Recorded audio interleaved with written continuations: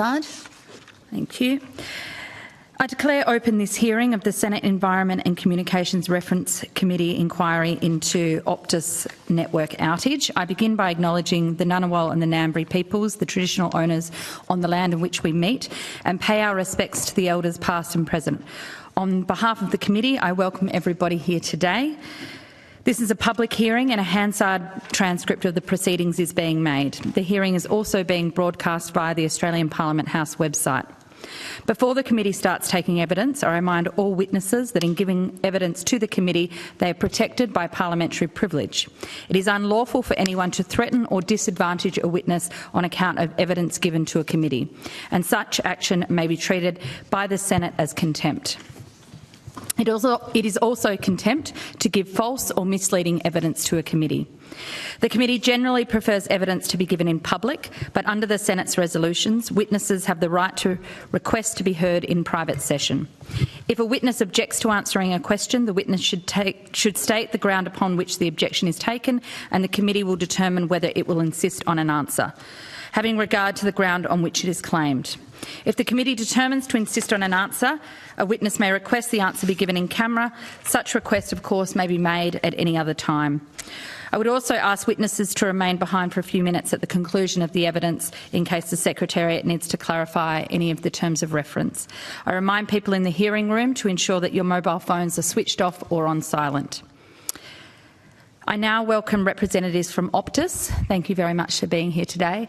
And understand that we've got a bit of media interest today, so you're okay with the media presence in this hearing, and the committee membership is as well. I understand that information on parliamentary privilege and the protection of witnesses and evidence has been provided to you. For the Hansard record, could you please state your full names and the capacities in which you appear today? Kelly Bayer Rosmarin, the CEO of Optus. Lambo, Kanagaratnam. I'm the Managing Director of Networks at Optus. Thank you very much. Now, I invite you to make a short opening statement and then we'll go to some questions. Do you have a statement you'd like to give us? Thank you, Chair. I'm grateful for the opportunity to assist the Senate with its inquiry. Firstly, I would like to acknowledge that the extent and duration of the outage last Wednesday had a significant impact on the lives and livelihoods of our valued customers and the broader community. We understand the intrinsic essential role we play in Australian lives, and we take our responsibilities to provide continuous connectivity seriously. As a business, we are nothing without our customers who put their faith in us, and it is indisputable that on that day our performance was not acceptable, we let you down, and for that I am deeply sorry. I want to make it clear that we have taken immediate and ongoing steps to rectify any shortcomings, and today I want to assure you, my teams and our customers, that we are committed to regaining trust and rebuilding faith in our brand. We have communicated directly to every Optus customer and, as you know, offered them not just a heartfelt apology, but additional data as a gesture of thanks for their ongoing support and patience, and have committed to talking to any customer or small business who has special circumstances they would like us to consider. Chair and Senators, I understand there has been much commentary about aspects of our response to the outage, and I really welcome the opportunity this morning to answer all of your questions as openly as we can and hopefully clarify some misconceptions as well as be frank about some of our mistakes. We have provided a detailed written submission to assist with specific timelines and technical aspects. I appear today with the Optus Head of Networks, who can assist the committee with any of the more technical questions it may have around why the key Optus routers disconnected from the network in response to a change in routing information that resulted from the shift to an alternate peering router during a scheduled upgrade on the Singtel International Peering Network. The reality is that our network should have coped with this change, but on this occasion it did not. I can confidently assure the Australian public that we have made immediate changes to our systems to ensure that this specific issue will not cause another outage of this nature we experienced last Wednesday. Optus has in place a very clear process for responding to network outages. There is an allocated set of personnel available 24 hours a day on duty to form an incident response team and follow the process of recovery, restoration and communications. The process is designed to empower the team to quickly manage the critical components of the issue and escalate as the severity and timings change. Last Wednesday, that process was enacted. Our teams were working hard on a series of assessments to isolate and identify the root cause, including rolling back recent updates on our network and disconnecting from various links. These actions did not resolve the issue, and so we effectively performed a hard reboot of the network, which required a complex, coordinated set of both virtual and physical activity across the country. This commenced at around 10:30 a.m. with the vast majority of customers recovered by 2 p.m. and 99% by 4 p.m. The actions we took were a brute force resuscitation of the network. We had not yet identified the cause of the issue. And so whilst the crisis was over for our customers by 4 p.m, it was not over for our teams, who needed to immediately shift focus to understanding what had happened so preventative action could be taken on the network to ensure it wouldn't happen again. This work continued for many days, and with your indulgence, I would like to acknowledge and thank the team for their tireless recovery efforts under enormous pressure. While I believe wholeheartedly that we did everything we could to provide timely, accurate and credible information, I acknowledge that there is always more we could have done.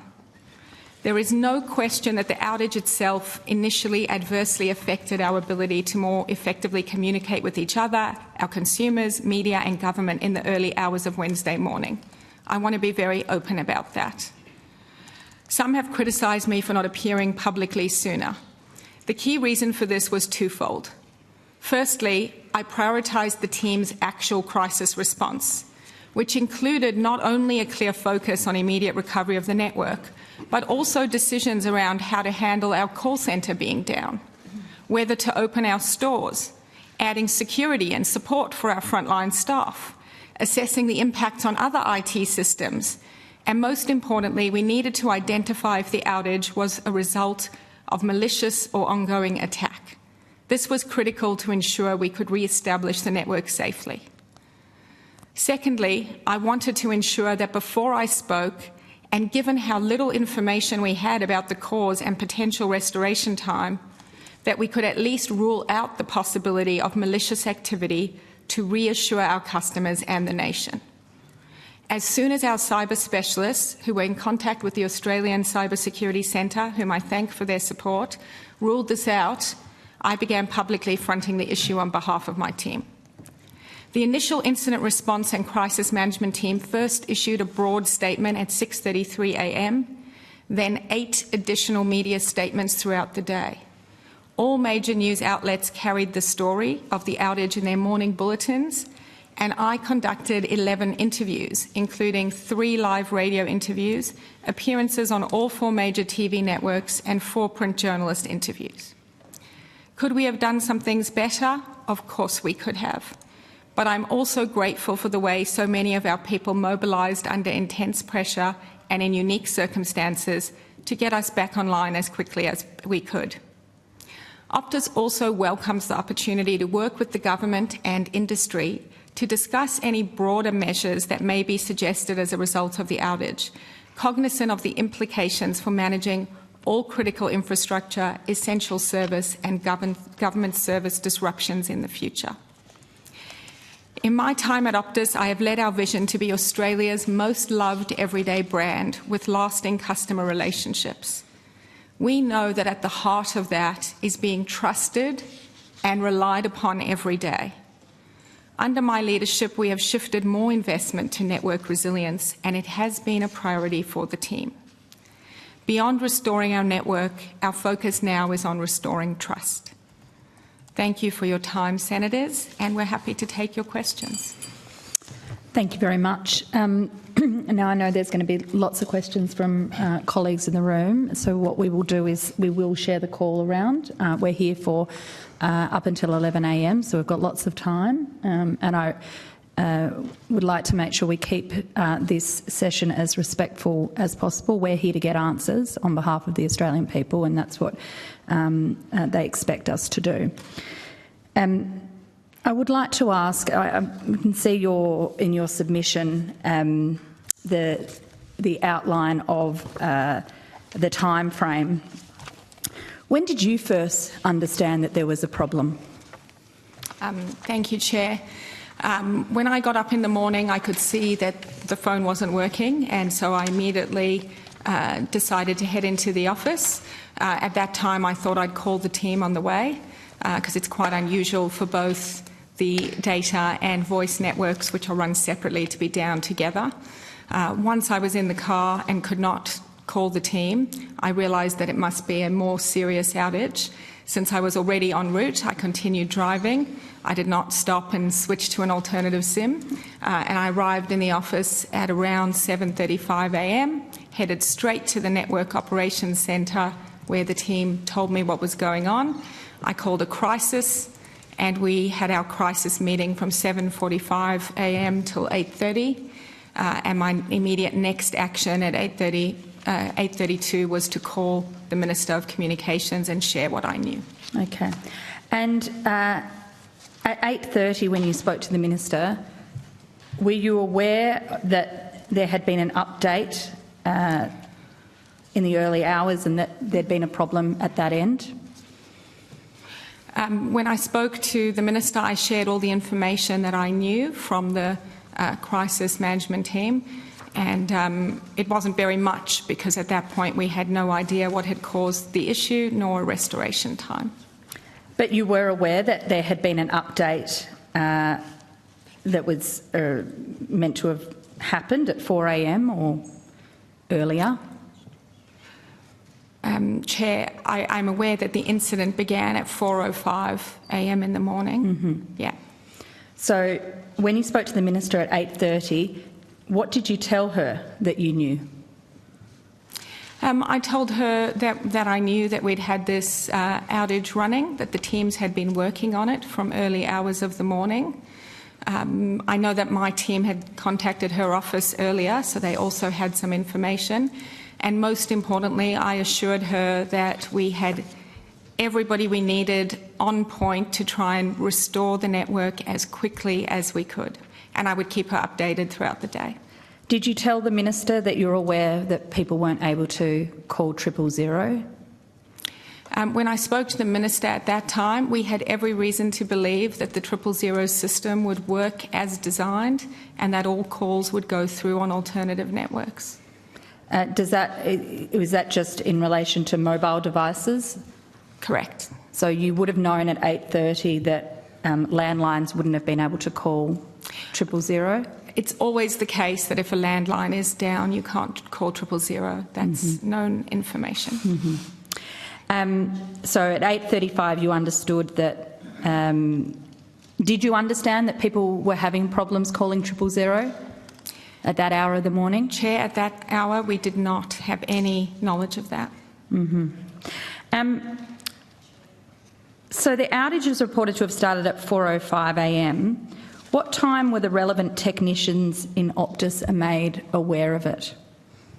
I might defer to Lambo to talk about the steps that were taken through the morning, but I believe that it was around 4:05 that there was first an alert of an issue, and our teams who monitor 24/7 were the first ones to see that. Would you like to explain? Yes. So, Chair, the incident started at 4:05 a.m. The initial line of investigation was to understand why connectivity had been lost in terms of monitoring and management of the network. There was various incident bridges set up, one with the IT team at about 4:15. I think it's 4:15, yes, 4:15, and then there was another ticket raised on the network side by 4:37. We started up a network bridge at 4:45. There were some challenges reaching some of our team because the network was down. However, there was multiple attempts, and people were reached through Teams and also WhatsApp on alternative numbers. So our team was fully engaged and dealing with the problem from about 4:37. And what time was the first technician on site to deal with the outage? First technician on site. I'll have to come back to you in terms of that specific timeline, but I'll just say that we had several people in the room at our knock centre from 4:52.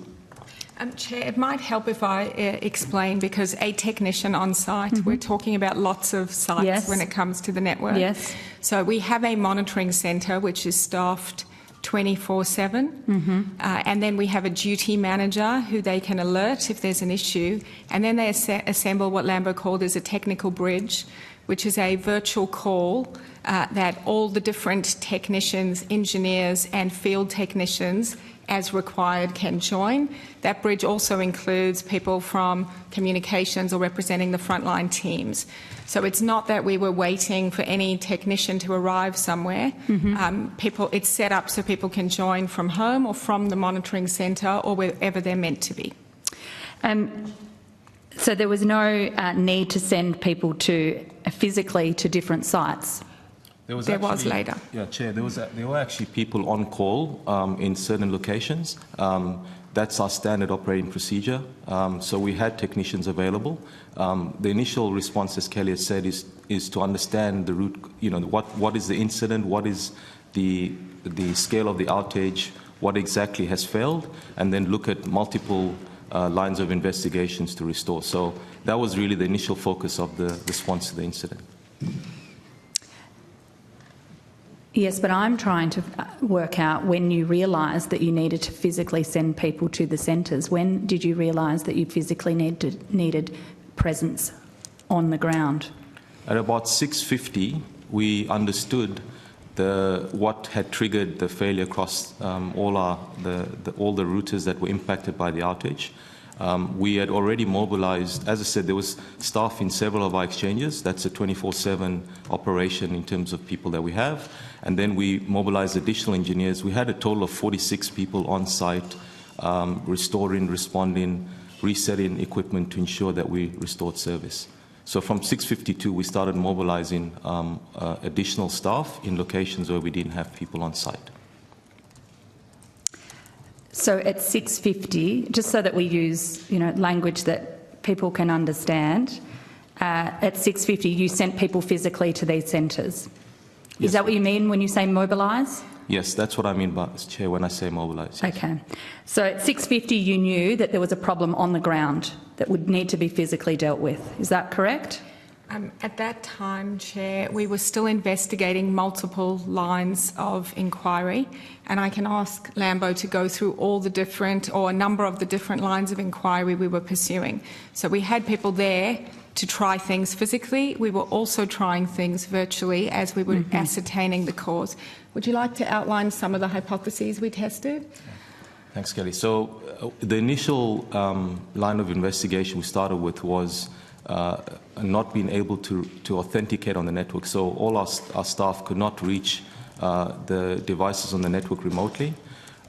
We also had reports that some customers were able to access internet services by changing their what is called a domain name server. So that's a system that translates a web page into an IP address, to explain it simply.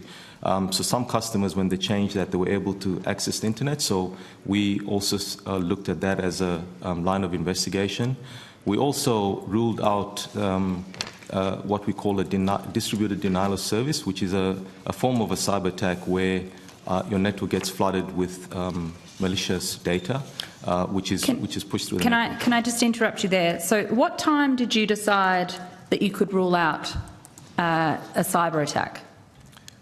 We knew it was not a distributed denial of service attack quite early, but we wanted to make sure that there wasn't ongoing traffic being fed into our network. So at about 10:20, we let Kelly and the team know that we're pretty confident it wasn't, because we had understood by then that the routers had reached this limit for another reason. Was that a concern for you as soon as you realised that this wasn't a cyber attack, that this was a problem of Optus's making? Yeah, well, regardless, it's a problem of Optus's making. But we did really want to understand if it was malicious or cyber and the ongoing threat that could pose. And there were some strange coincidences that made us quite worried about that. For example, when we had the cyber incident was the last time the Singtel board was in town, and they were in town again. So that is a weird coincidence, isn't it? Very strange as a coincidence. And so whilst they'd ruled out the denial of service attack as one technical type of cyber attack, there were other vectors of cyber and malicious activity and a threat intelligence that we were chasing down. And it took the team until 10:20 to be able to confirm that. But it was a very serious concern for us in those hours up until 10:20. So can I just want to go back to the beginning of your morning. You woke up, your phone wasn't working. So you knew something was going on. Many Australians did the same thing. Woke up, went to look at their phone wasn't working.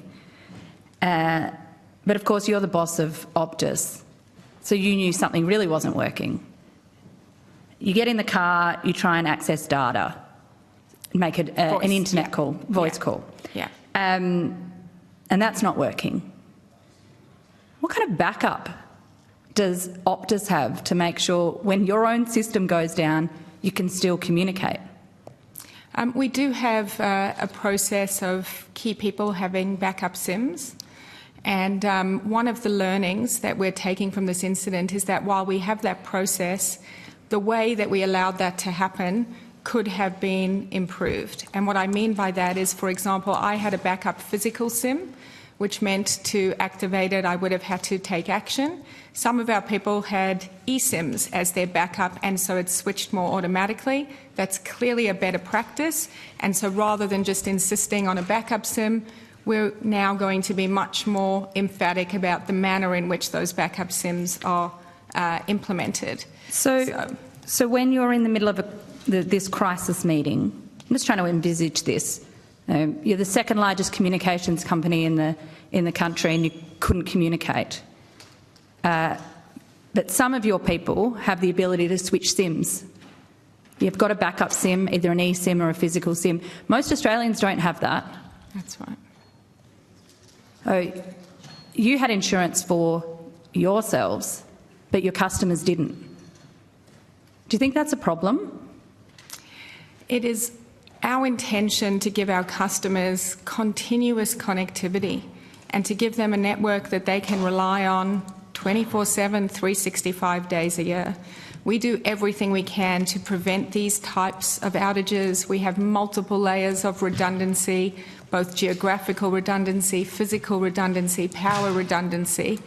It is highly, highly unusual for all of the different networks which are segregated to be down at the same time.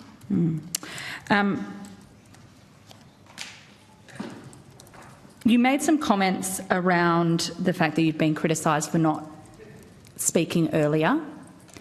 You mentioned that you wanted to make sure your team was okay, dealing with all of those urgent issues that you were confronted with. Did you not think that you could delegate that communication to your customers to somebody else? Thanks, Chair, for the question. I think that's actually a very important question. Communications was delegated to the team.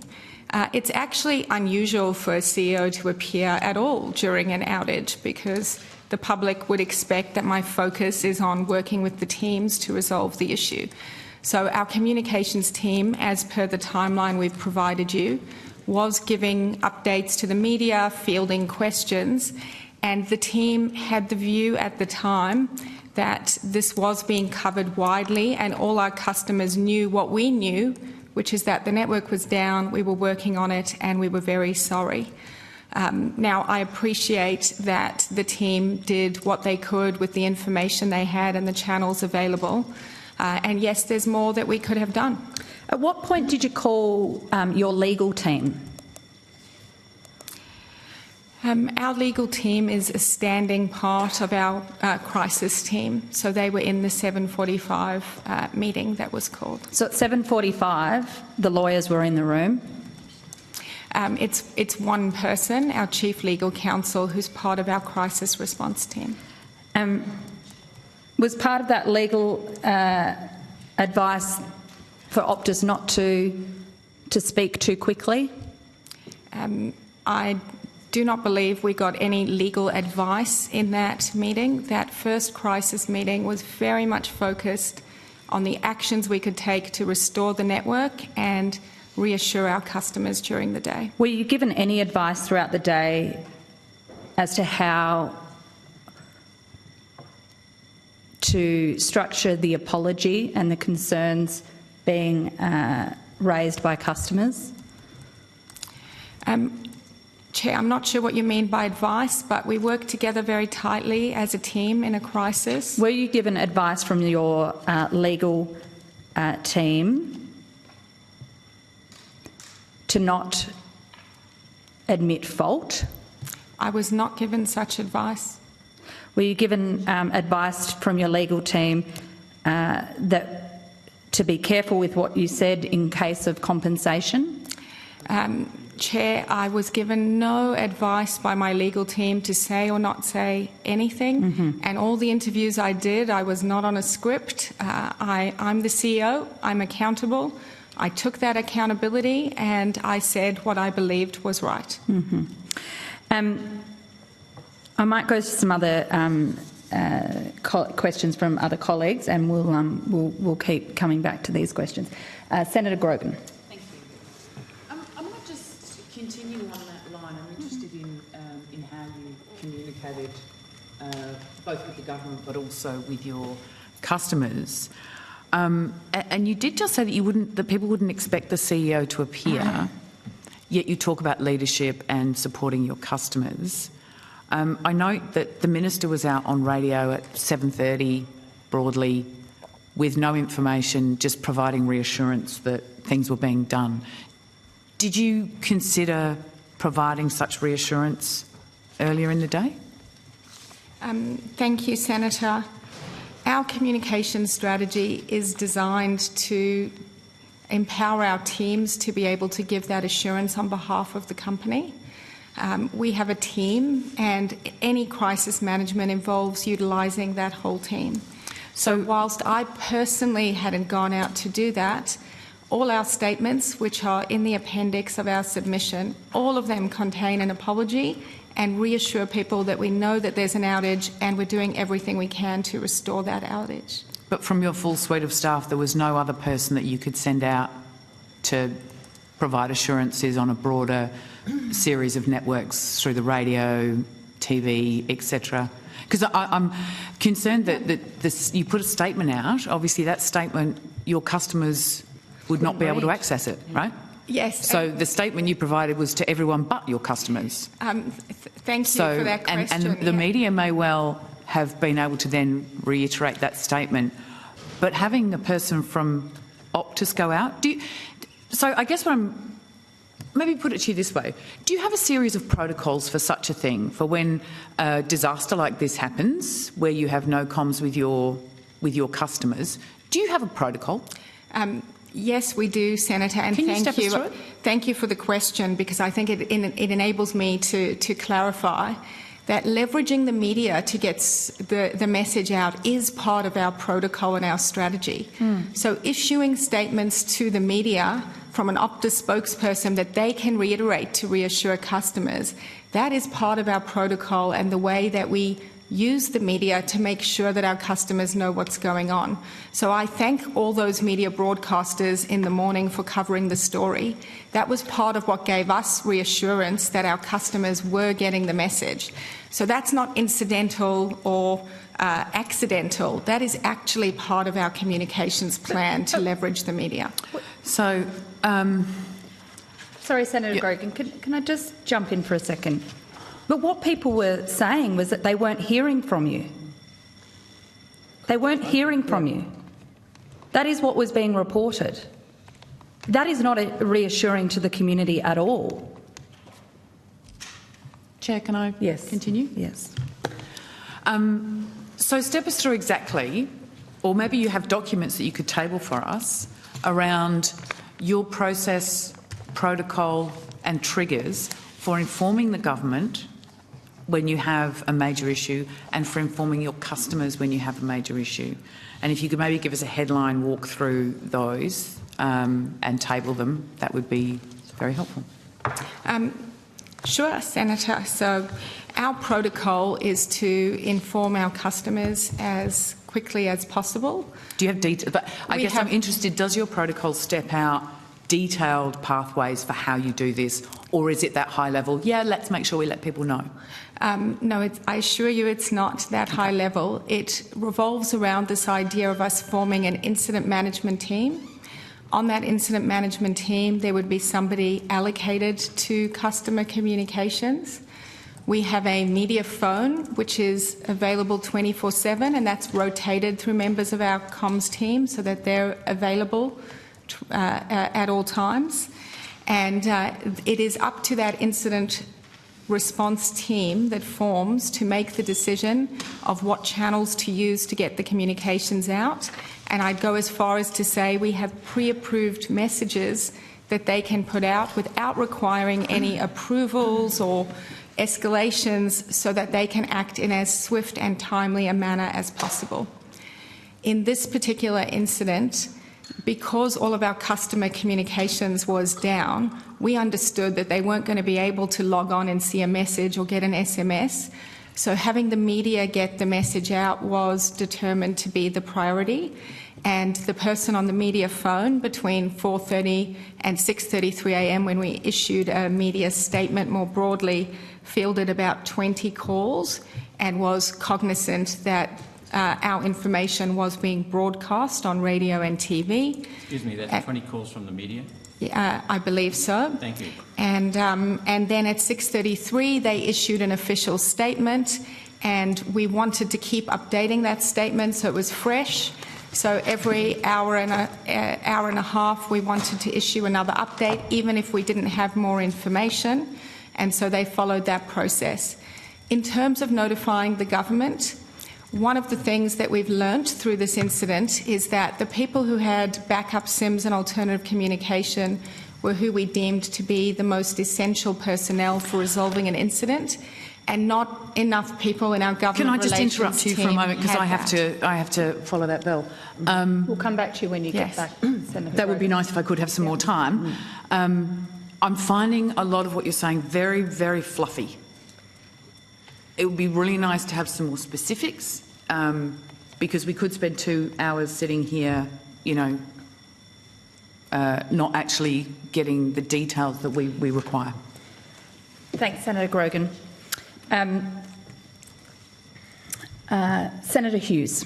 Thank you, Chair. And I guess I'll just continue where Senator Grogan is, maybe, because as Senator Hanson-Young said, you know, I certainly was listening to the radio that morning and heard that there was an outage, but it was overwhelmingly on 2GB, which is quite a large listened to station in the largest state, all saying that they had absolutely no clue as to what was going on, and were making particular reference to the point that there had been no statement from yourself or from Optus that gave them any clarity. But I guess what I found having a look at your submission was one of the first things that went out was a social media post.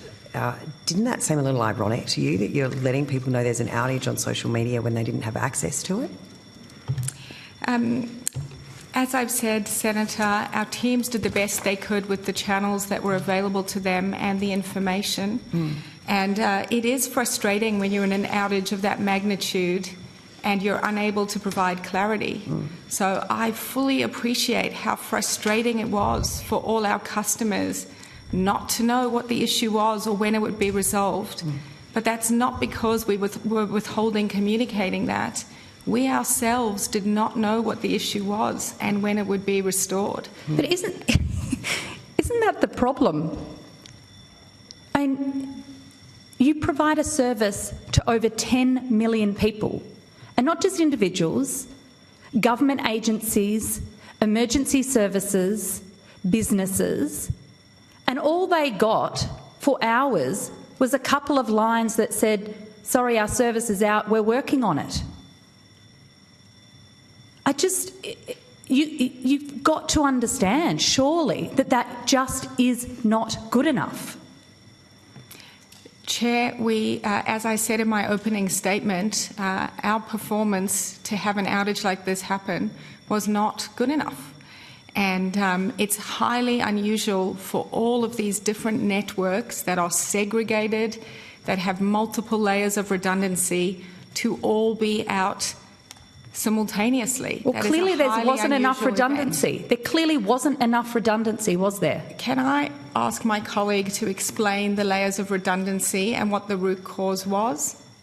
Well, would that help clarify? Well, yes, I do want to go back to Senator Hughes because she was in the middle of questions. Yeah. But I also want to point out that your submission in relation to what the root cause was and naming Singtel has now been disputed by Singtel themselves. So we're not sure who to believe. So it's time that someone got the story straight. Chair, if I may respond to that. Our statement on root cause that we put out was agreed and approved with Singtel. The statement that they put out is not a contradiction, but rather a clarification. As we tried to explain... They needed to clarify a statement that they'd already signed off on. They were trying to clarify the way that that statement was interpreted. As you can appreciate, we're dealing with a very complex technical fault here, and what we had tried to explain was that the root cause of the issue was that our Cisco routers hit a fail-safe mechanism, which meant that each one of them independently shut down. That was triggered, the trigger event that led to that was the upgrade on the Singtel International Peering Network. We had put out the statement which then got interpreted by various commentators as being that the root cause was the Singtel upgrade, where the trigger was the Singtel upgrade, but the root cause was the routers. So that is what has been attempted to be clarified. For a communications company, the communication is pretty lousy. Pretty lousy, both in the time of the crisis and in the aftermath. Senator Hughes. Thank you. Sorry, just to come back to where we were. So how big is Optus's communications team?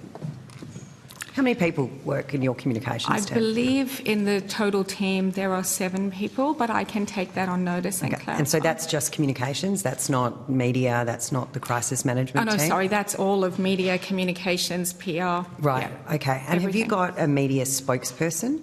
So I'm assuming if Optus is going out to make any random announcement, it's not you all the time. Is there a spokesman or spokeswoman or spokesperson? Yes, there's a few people in that team who can be the Optus spokespeople. Yeah. Didn't any of them think it was a good idea? And I know you've said you didn't know anything, but sort of crisis management 101 is being seen to be on the front foot. And to even say, you know what, we don't know what is actually going on at the moment, but we are doing our best to find out. That just seemed to be a complete void. So why was, and I appreciate you were, and it is a very technical issue, and obviously trying to talk to your own teams, doing things before it was you. I still think if I was your crisis communications manager, I would have had you on the phone to Ben Fordham. I would have had you on the phone to the other main radio stations so they could at least share with their networks and get grabs out there. Might have been a better look to be out there before the minister was. Yeah, but, why did not, if someone from your team had the phone overnight and knew at 6 o'clock in the morning and was fielding these media calls, why didn't they put out some form of comment or statement that we are working through what's happening and we will be in touch during, as we know more? Senator, I really appreciate the question, and I'd love for people to have the chance to look at the appendix to our submission. I have. I've gone through it. What you'll see is that the spokespeople in the communications team felt that they were doing that. that. Well, they put a tweet out or not only did they issue the statements on social media and our statement, they were talking to many journalists and media influencers and representing exactly what you just said. But it wasn't being to all of reported those that stakeholders. way. It wasn't being reported that way. People were actually saying they hadn't spoken to Optus. They hadn't heard from Optus well, itself. I wish I could explain why that's the case and why people choose to report in a certain way. Yeah. I can only tell you that our team was on the phones talking to as many people as they could, reiterating that we were working on it and doing everything we could to restore services. And that was all the information that they had at the time, as frustrating as that was. I just want to come to one point. I mean, the thing that I think a lot of people were upset by was, obviously there was the O access and people's personal phones not being available, but the businesses that were impacted, their ability to take payments, to operate. We know it is a cost of living crisis at the moment. Businesses are doing it really, really tough. And yet some businesses lost fundamentally a day of trade. And, if you think of some of those cafes, that their busiest periods through the morning, so you might have been up by 2 p.m, but they're done by then. Everyone going to buy their morning coffee, very few people have cash anymore. And I noticed there was an article in The Australian that said during a private briefing that you said, obviously it's devastating for some businesses that they weren't able to do what they normally do. Many businesses have contingency plans in place and they were still able to move forward. That's a very case-by-case scenario. Now, I mean, when I read that, my first thought was, well, you're a big company. What was your contingency plan? And obviously we're here talking about that now. I'm not a technical person. I'm happy to say I didn't even know there was a thing called an eSIM, and he'll vouch for that. But, if you are committed to customers, and then this applies to all telcos, if you're committed to ensuring businesses can have a contingency plan on their communications, on their ability to participate in commerce, is this part of the process when you have account managers talking to customers that are business customers saying, you know what, things do go wrong. They've gone wrong for other networks as well. What we would suggest to you is that your business have a backup eSIM so that you can still operate? I mean, is that even crossed anyone's mind, that perhaps offering that layer of protection to business customers? Thank you, Senator. Yes, we do have those conversations, and many of our customers do have backups.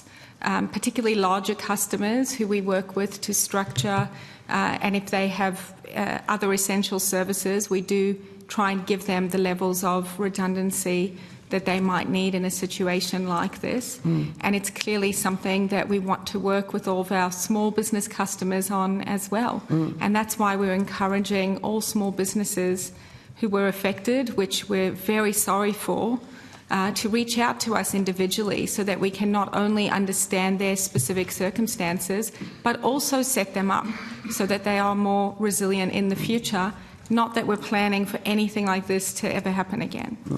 And I was interested when you said, and I'm not going to be able to pronounce your surname correctly, so I might just go with Lambo as we were introduced. Lambo. I apologise.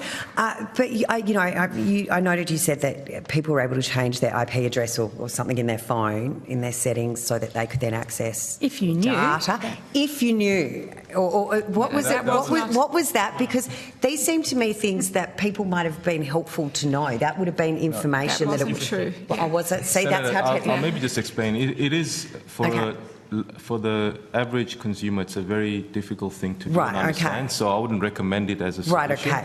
I was just explaining there was a line of investigation, and one of the first things we looked at, because we got some feedback that that's the way they got around the connectivity issue, and we thought that by restoring that service, we would be able to then reconnect all our customers. Yeah. But it turned out not to be the case. Not to be the root cause. So there was no way around the outage by changing settings. Okay, all right, that's okay, because I thought you said that there was a way to do that. There was just a limited amount of customers who could, if they're done, they could have restored. Very limited. Right, okay then.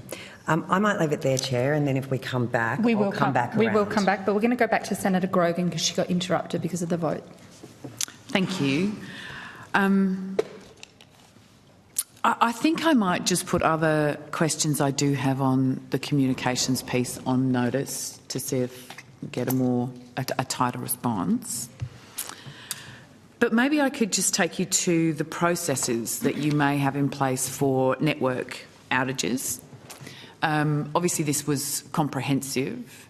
Are your plans more tailored to a particular sort of section of the network going down? Senator, our plans have to cater for a very wide range of possible network outages across different networks, geographies, localised, whether they're at the core or the periphery.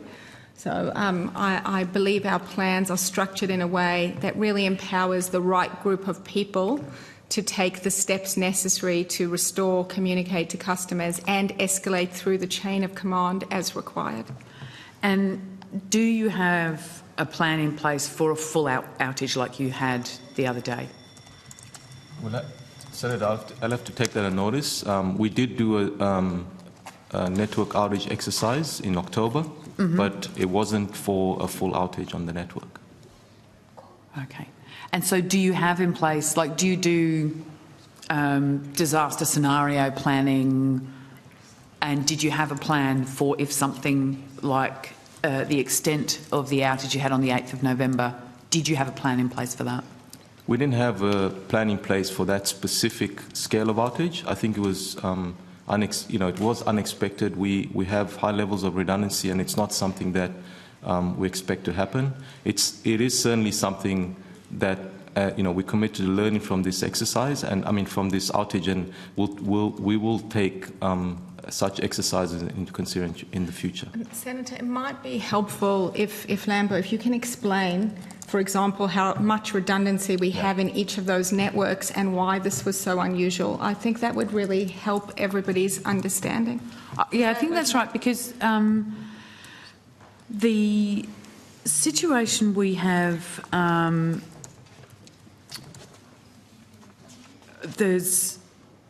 your submission, you talk a lot about the inherent risk that there is for an outage in your line of work, which is, fair enough.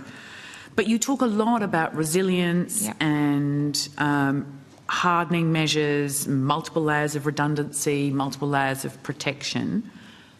Why did none of this work? So I might start, Senator, and as Kelly has suggested, that I explain what redundancy we have in place. So we have multiple layers of redundancy in the network. If we look at how we connect the services to our customers, we have multiple what we call exchanges or sites across the country, and so we segregate different parts of the network according to that. So at any time, if one exchange is isolated, we only impact a certain amount of customers if the whole exchange is lost.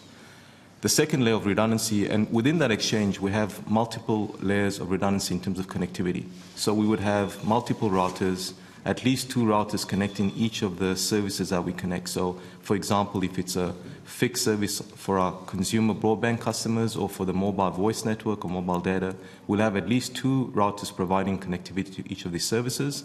And then what we do as well for mobile voice, data, and fixed voice is we provide geographical redundancy so that traffic can switch seamlessly across the country. So again, to another exchange where we have multiple layers of redundancy. All our intercity fibre between our major cities, we have at least 3 different routes of connectivity, and we have multiple other layers of redundancy. The specific reason why we had this major outage was, as Kelly said and we've explained, there was almost 90 routers across the country that were impacted by the single issue that we had, where a preset safety limit on these routers was reached or exceeded. And what then happened is they all shut down and effectively disconnected all these layers of redundancy and effectively created the outage that we had. And I just want to come back to the initial question around Singtel and Optus and the accountability. I just want to make it very clear that the accountability does lie with Optus. The outage was as a result of our defences for the change in routing information not working as it should have. And that's something obviously we've addressed and we've worked around the clock to ensure that we address all the issues that we found. And again, I'll ask that you indulge me and say, I just want to say thank you to my team and all the partners that we worked with to make sure that we did that in the quickest time possible. Okay. I'm happy to move on Thank you. Come back to me later. Thank you. Could I just ask a question in relation to that particular point? Obviously, routine patch upgrades, are common for Optus, common for many companies. Did you test the update before you rolled it out across the whole system? So, Chair, maybe explain. The upgrade was done on what we call the International Peering Network, which is run by Singtel or Sticks. These upgrades are done, I wouldn't say they're done frequently or they're routine, but they are done. And our network should have been able to deal with the change. But do you when you do when you allow these types of upgrades to happen, is there a test? Sorry, Chair, if I may. This is an upgrade that's done by a partner, yes, not by us. We get notified, but we have no ability to influence or test that. Our network has to be designed to cope with the redirection or the diversion away from where the upgrade is to an alternative link. It's actually one of those backup and redundancy options. When one of those links was being upgraded and was therefore not available, what was coming through that link needed to be diverted through another link, which happened to be configured differently, and then propagated through our network in a way that triggered these fail-safes in each of the different routers. So you don't necessarily have full control of your core routers at a time like this, is what you're saying? No, Senator, Chair, I just want to clarify. We connect to multiple international networks. That's the way that our customers can reach all the different points on the internet, especially where they have to reach an international destination. So all of these networks work autonomously, but they connect in a standard and defined way using what we call internet protocol. And in this case, what happened, those upgrades are done by all our partners. We should have in place the defence mechanisms to ensure that any change on their network does not impact our network. And but you didn't have that? On that day, unfortunately, our defence mechanism did not work as it should have. And but the scale of the outage was obviously something that we didn't anticipate because of this fail-set limit that was set. I want to ask, I've got some other questions in relation to the routers and that system, and we may need to put them on notice so we can get clear answers. But I want to come to the issue in relation to customers not being able to contact 000. So we've already heard before that when the minister was spoken to at 8:30, you were unaware that Optus customers were not able to contact 000. Just want to make sure we're correct about that, because that was in evidence that was given earlier this morning. Yes, Chair, we were not aware that any Optus customer was not able to call 000. We had full faith that the 000 system would be working at that time. I just want to make sure there was something inherent in your question where you said no Optus customers. At no time was it no Optus customers who could.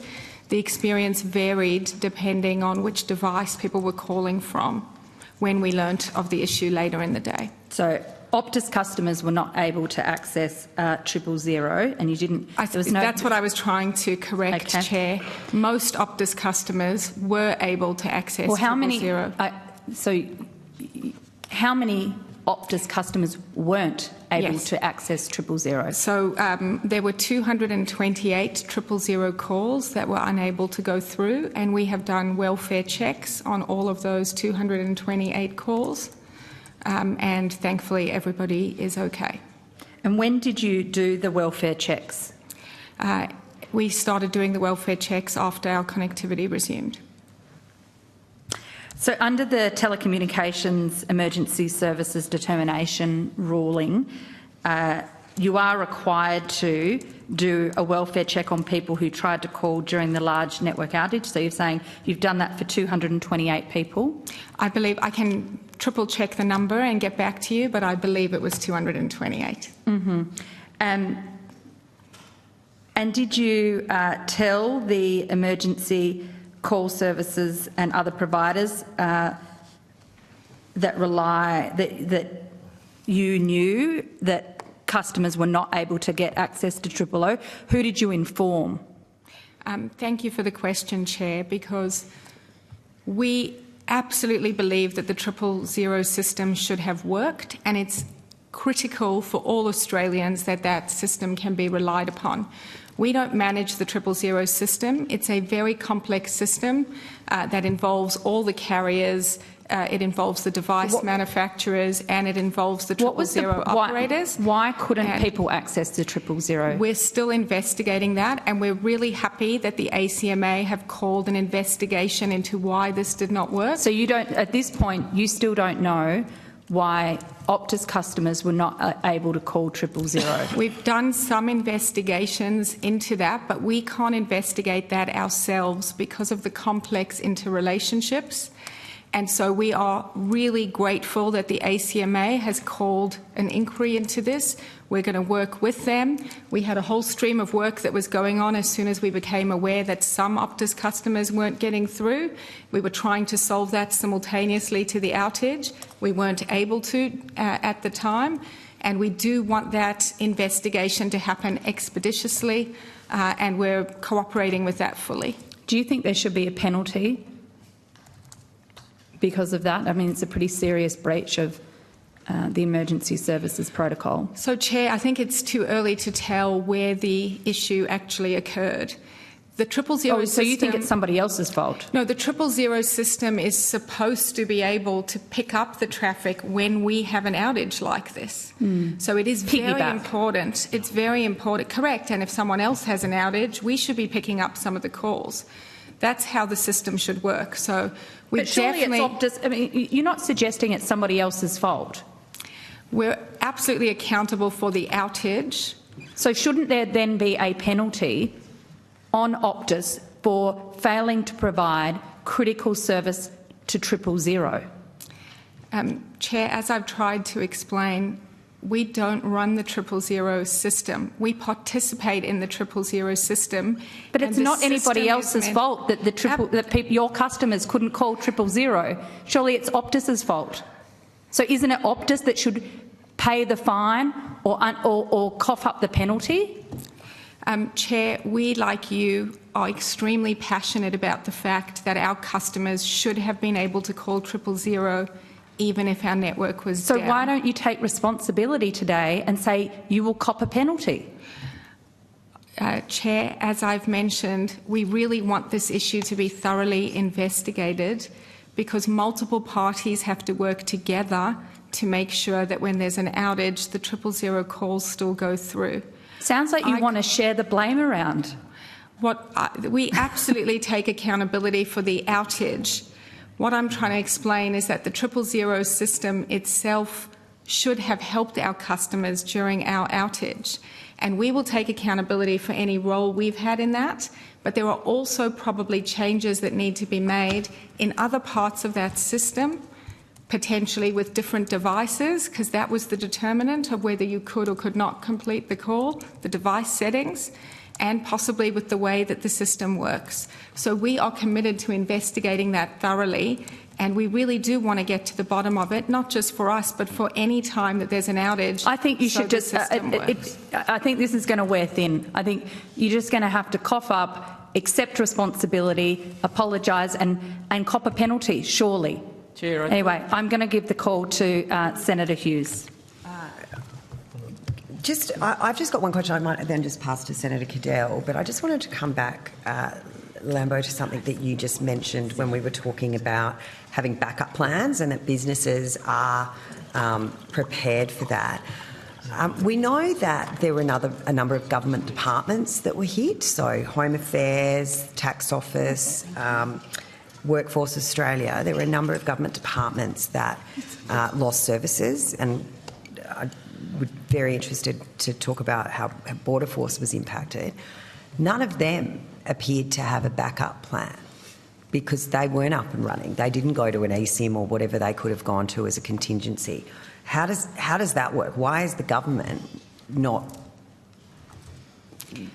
they have in place a backup contingency plan should some pretty significant departments experience this kind of outage. Senator, if you don't mind, I'd like to take that question on notice because for each customer that we deal with, we offer bespoke solutions that are designed for their needs, and some of our corporate networks were actually up and running and were not affected by this outage. And so I do not have information at hand for each specific customer as to what was and wasn't working and what their backup plans were. Was there any communication between Optus and the Minister for Home Affairs or her office, because she's responsible for Border Force? They have a pretty important role to play in keeping Australians safe, yet they did not have coverage on that Wednesday, and I'm particularly interested if there was any communication between Optus and the Department of Home Affairs or the Minister's office. Yes, Senator, I can confidently say that there was communication with her office. Our account managers were in communication with all of our customers that day, our corporate and government customers, to make sure they were being kept abreast of everything that we knew. I also personally reached out to Minister O'Neill, and our government affairs team was in contact with her office too. Okay. I might pass to Senator Cadell because I know he's got some questions and he can use that block. You just mentioned in that some of the corporate setup. My understanding of the network, you have Evolve Internet being the corporate base, and then you have the cellular network and the consumer mobile all linked to the network core. Is that the correct structure for what you've got? So, Senator, the Evolve, as you referred to, is the enterprise or business network, and that's a separate network to the one that was impacted on Wednesday. But it operates off the same network core? No, they operate on two different sets of network cores. They're interconnected. They are interconnected. Yes. Okay, now you talk about these parties, these third parties and partners. We've mentioned Singtel. We're using Cisco, great brand, we're saying they're the routers that failed. Can you tell me what Akamai, what role does that play in the Singtel network or the call? What do they do? Akamai is one of the largest, what we call a content delivery network. Yes. So what they do is they aggregate content from multiple sources and they deliver it into our network, and they're one of the largest content delivery networks globally. So they peer into our local network. Okay, and what is the role of Nokia? Nokia provides multiple services for us. So they are equipment provider on our radio network and also our IP and transport network. They also provide us with managed services for our network. Okay. Did Nokia have any role in the software upgrade as part of the Singtel spine? No, Nokia was not involved. As far as I know, Nokia was not involved, and I don't expect that they were involved. Okay. Was the problem around a prefix filter that meant that your Cisco routers overloaded? The defence on our connectivity to the STIX network, yes, there was an issue with the prefix filter. So the prefix filter was what overloaded the 90 Cisco routers, that it was grabbing data from all the world and grabbing traffic from... There was a filter that, as I said, the defence mechanism that we should have had in place was exactly that, the filter that we should have had in place. But again, even if that failed, we didn't expect such a large-scale outage because, for us to lose 90 routers in one outage is not something that we contemplate. I understand that, but over the prefix filter. So what role did Nokia play in trying to get these going? Did Nokia play any role in trying to get these going from a remote perspective? Yes, Nokia is our managed services partner for our network, and they were involved from the very beginning in managing and running the incident and recovering the network. Where were their staff based? Their staff are based in India in 2 locations. Yeah. Right. So when we first got on the date, and you went through with Senator Hanson the timetable of when we were showing up, isn't it true that the first person on board, even you couldn't access these things remotely because they were offline? There was none of these routers were able to be physically rebooted unless you are sitting plugged in, physically connected to it. That is correct, yes. That was correct in this outage. Correct? We do have a system that should enable remote. But it did not. That was down as well. That's what we're saying. So we're relying on overseas people in India to do system. Your system relied on an Indian firm to outsource this problem to fix these things remotely when we couldn't do it across your entire network. But Senator, if I could explain, even if we had engineers in Australia, we would have had the same issue and the same challenges. Okay. For us to reset, and maybe I can give you some context. We had 90 devices across 14 locations that were impacted.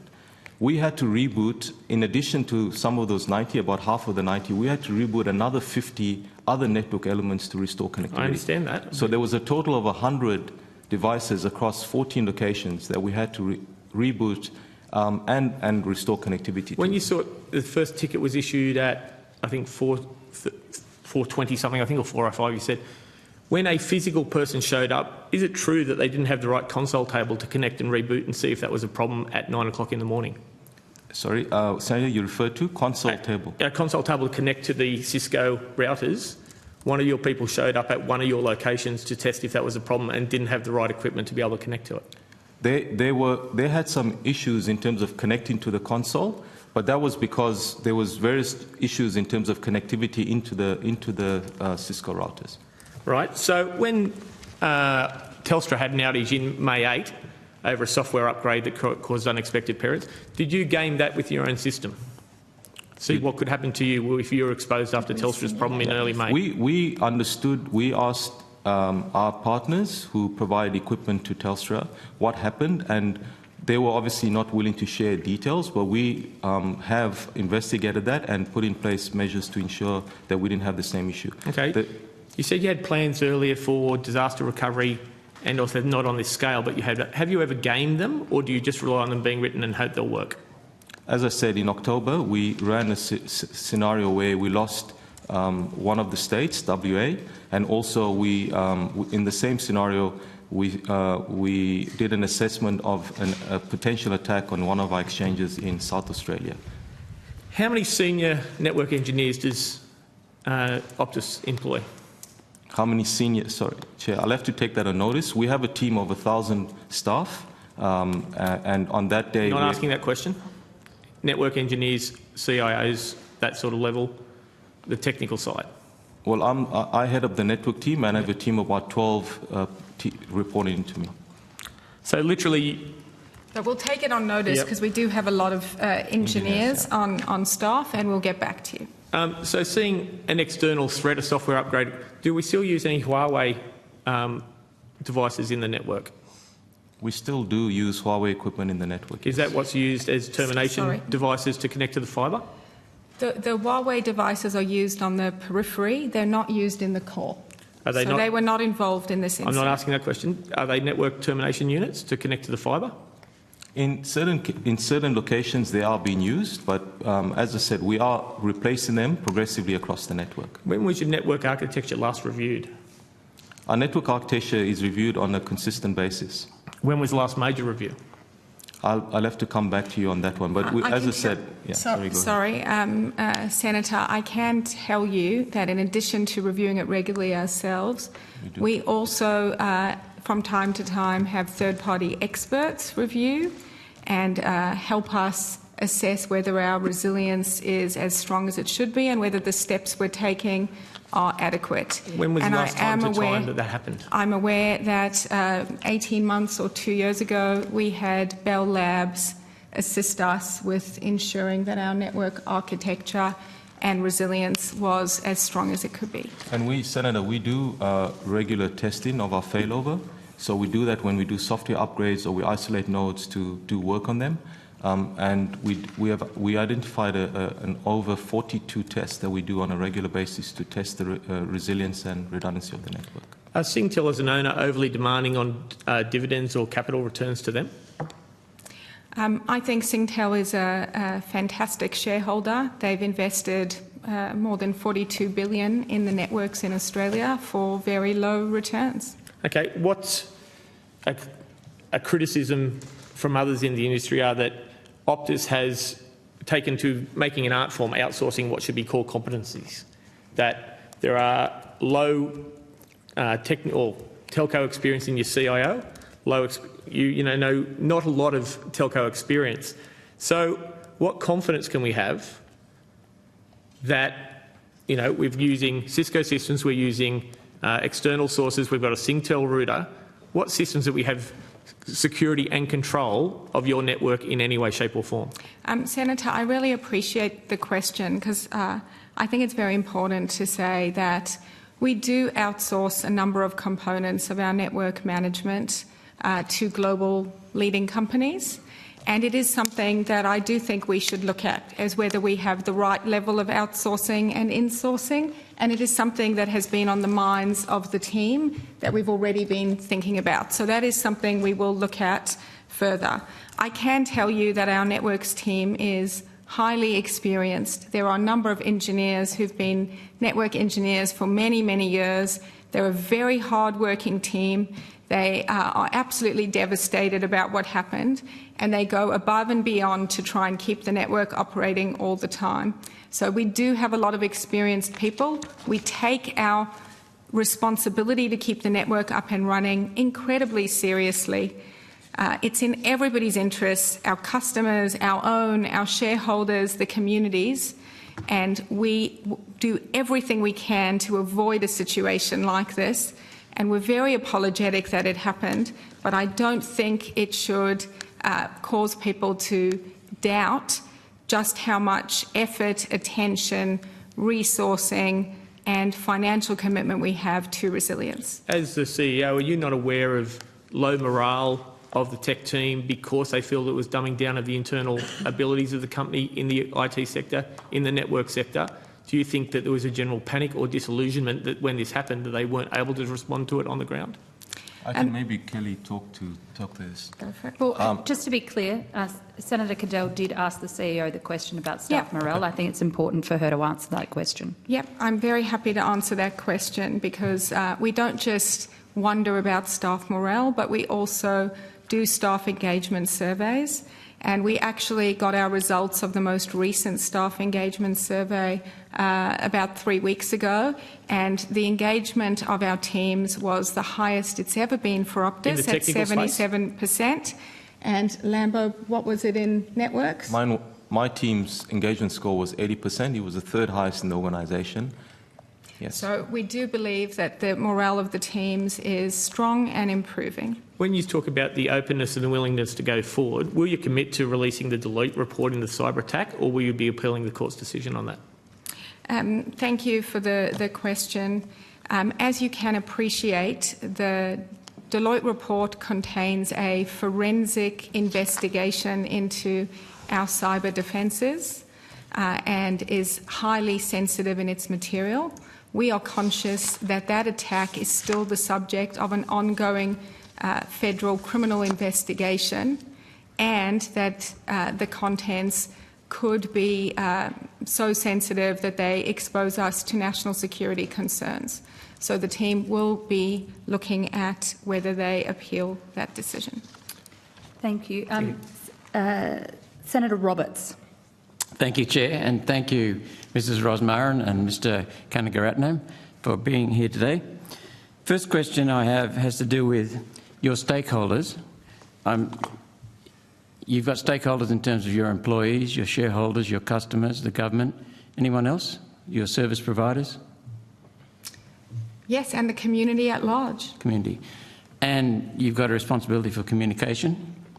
And what I see is that your main priority was identifying the cause and being a leader for your people. Is that correct? My main priority was... Early in the incident. My immediate priority early on in the incident was to make sure that all the resources of Optus were adequately focused on the jobs they needed to do to restore services as quickly as possible, take care of customers, and keep everybody apprised of as much information as we had. Right, and so you delegated the responsibility for initial communications prior to finding out what the cause was and how long you'd be out to your media people. That is correct. And you got it out, communications to the media at 6:33. Yes, correct? That's correct. Okay, thank you. That was the official statement where we proactively sent it out to media, yeah. yes. So you're focused on root causes, focused on leadership of your team, and left the media to someone else because that was the right priority. At that point in the morning, that is what we felt was best for the team, yes. Thank you. That's what appeared to me to be the case. Secondly, what responsibilities does Optus have to the Minister and to ACMA?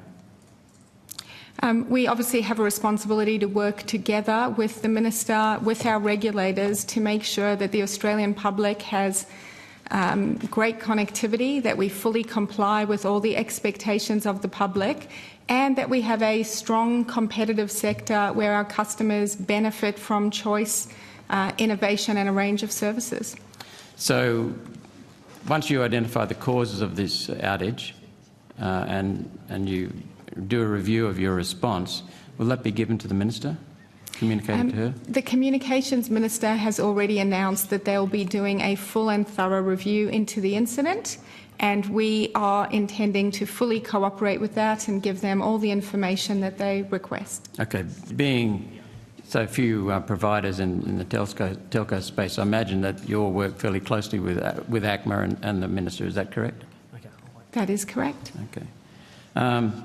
Now, I'm also very concerned about the levels of government intrusion across our country. And I'm not talking about the Albanese Labor government specifically. I'm talking about governance in this country seems to intrude a lot. Did government or governance affect you at all? Did the national governance affect you at all in terms of the cause, the recovery, the future? Do you have any concerns about the intrusion of government? Senator, on the contrary, I thought our conversations with government were very important. Government was there to help and support. As was mentioned earlier, Minister Rowland was on TV early speaking to customers. Those were all very helpful. And there was no area where I could say that I felt that we were in any way impeded from doing the right thing and getting on with the job. Thank you. Speaking outside of this outage, is there any legislation that is needed for you to do a better job, or any legislation that is currently impeding you and needs to be removed? Senator, if you wouldn't mind, I would like to take that on notice and chat to my broader team before responding. Thank you. You mentioned, Mr Kanagaratnam, the attacks. I think it was you who mentioned it. How often do you get cyber attacks? And what size? Chair, sorry. The cyber attacks are ongoing threat and challenge, and we have to continuously defend against them. I don't have specific information in terms of the number that we have, but it's an ongoing threat and issue that we have to deal with and defend against all the time. Senator, our cyber security actually reports into our Chief Information Officer, Mark Potter, not into Lambo, but I know we have millions of cyber attacks every year that we defend against. So thousands a day? I could get back to you with the exact numbers. Okay. Also interested in, you mentioned, Mr Kanagaratnam, the service that Nokia provides from India. I'm also just recently been made aware of apparently a fact that communication through the internet from the east coast of Australia to Western Australia is via China or via the United States, and same with the communication from Western Australia back to the east coast is via those two countries, with the predominance being through China. Is that correct?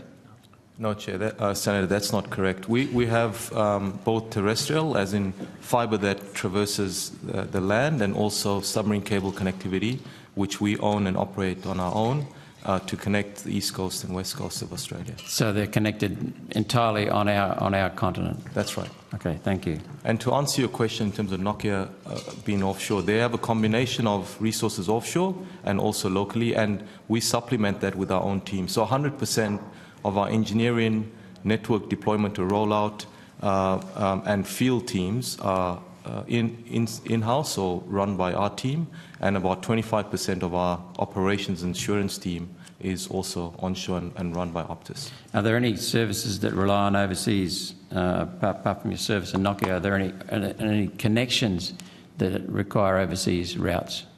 There would be to our offshore call centres, to some of the IT support teams as well globally. This is practice that most companies, not just telcos, run in terms of how they run their operations. Are there any market power or market pressure concerns that you have, Ms Rosmarin? And do they impact on your company? Thanks, Senator. So clearly we're a small industry with a dominant incumbent provider and only 2 other providers who are much smaller. So there definitely are some conversations that we have on a continuous basis to make sure that the market is competitive, dynamic and fair. So there so you have conversations with the Minister? We do have conversations with the Minister on that course. topic? Yes. Thank you. Coming to compensation to customers who lost money, I understand you've offered customers $100 data, but it must be used by the 30th of December. Is that really going to be significant to them? Thanks for asking for clarification on that, Senator. For our postpaid customers, we've given them 200 gigabits of data to use over the holiday period. I believe that's for a few months, but they have to have activated it by December, but depending when they activate it, they will get it for a couple of months. The idea being that they have access to that data over the holiday season when people do tend to use and consume more data. For our prepaid customers, what we've done is give them unlimited data on weekends through to the end of the year. And for our fixed customers, we've given them a free speed upgrade on their NBN to the end of the year. And then we've invited anyone who has unique circumstances and wants us to look into those individually to contact us. Thank you. What about compensation for people who couldn't settle, for example, a house purchase? Because I understand a lot of settlement is done electronically now, and a lot of services in general are done electronically. Yeah, so on the issue of consequential losses, Senator, we felt that this was an issue that's much more broad and that should government choose to look into this, we'd love to be part of that conversation. But there is no precedent for telcos or other essential providers covering consequential loss. And we are very conscious that this would have far-reaching implications, not just for Optus, but not just for all telcos, including the NBN, also for other essential services, utilities, government services, and that this needs to be a much broader conversation than us unilaterally determining how to go about that. Sharing the blame around. Senator Roberts, I might go to Senator Pocock if that's okay. Thank you, Chair. Thank you for your time here this morning. I'm interested to learn about the financial impact on small businesses and whether you've modelled the impact that this had on small businesses across the country. Senator, as you'd appreciate, every small business is different. The impacts are different on all of those operations. Some were able to take different actions, and so it is not a task that we would be able to do. What have you tried to do to gauge the lost income or the impact this had on small businesses? At the moment, what we've done is ask for each of those businesses who have concerns to reach out to us, and then we'll speak to them, understand what has occurred, and also make sure that we can help them be set up in the future. How do you contact those small businesses to do Some that? of our customers have account managers, and we also have a dedicated business line. Okay. How many small businesses have contacted Optus seeking compensation for income loss during the outage? I actually do have that, but it's on my phone. If you can give me a second to look. Let's hope it's working. I'm confident that it is working. Seems a bit slow. Yeah, no, chin up I think through the that's door. me. We do have the fastest 5G. So far we've had... When it's up. Which is most of the time. We've had 8,500 customers and small businesses reach out. So far, they've been discussing with us around $430,000 in compensation, and we've already applied $36,000. So 430,000 across the board cumulatively, and you've paid out 30,000? So far, I don't have any details into how, you know, the veracity of those claims and what's happening. Sure. That's the information I have. What's the process today to verify the veracity of claims and then pay out the remaining $30,000? Well, I don't want to make any commitments on how much we're going to pay, Senator. What I am committed to, and what our teams are committed to, is to have a process to individually engage with each customer on their unique circumstances, to evaluate what's the right thing to do for that customer, and to work with those customers to help ensure that they're set up well into the future. Have you established a dedicated small business team or call centre to be able to deal with this, or are they just going through the usual avenues? We have a dedicated business centre for our customers to call into, and so that is the team who is managing this as well. And how many? Do you know how many small businesses were impacted by the outage in terms of payments? I'll take that on notice and get back to you, because some of the payments were working. Actually, it's only about 50%, as I understand, of payment terminals that weren't working or didn't have the right backup. So that, just maybe I can add, if the payment terminals were only reliant on the Optus mobile network, they would have been down. But otherwise, if they had the ability to have either alternative connectivity or to switch to another mobile provider, then I think they would have remained operational. Okay, maybe just from what I understand. Notice the number. And then I'm just interested in terms of these sort of outages, if you have any insurance or how it works. Like what do you see your liability as a company when companies, like small businesses, are relying on you to be able to do business and they're compromised? Senator, that liability is the same as any provider of essential services, utilities, government services. Our contracts are designed in a way that we are clear that we're providing our coverage on a best endeavours basis, and we recognise that outages can occur. We work very hard to make sure that they don't, but they are provided on a best endeavours basis. Okay, and on that, if best endeavours is in the contract, why have you paid out compensation to small businesses then? I mean, I don't like to use the word compensation, because what we're doing is assessing the specific scenario of that customer and trying to do the right thing by that customer who we want to have a long-term relationship with us. Okay, and just finally, just to confirm that you have paid out cash and not just sort of in-kind services. I can double-check that for you. I think that's an important point to clarify, because you've given us the figure of $36,000 paid so far. We do need to know whether that is in services or cash terms. Sure. Do you have any? Do you have any sense that that's a combination of the two? I don't have any information right now, but I'm happy to take that on notice. Thank you. Yes, and Senator Grogan has a follow-up to that. With the conversations you're having with small business, if the offer you make to them is not acceptable to them, what recourse do they have?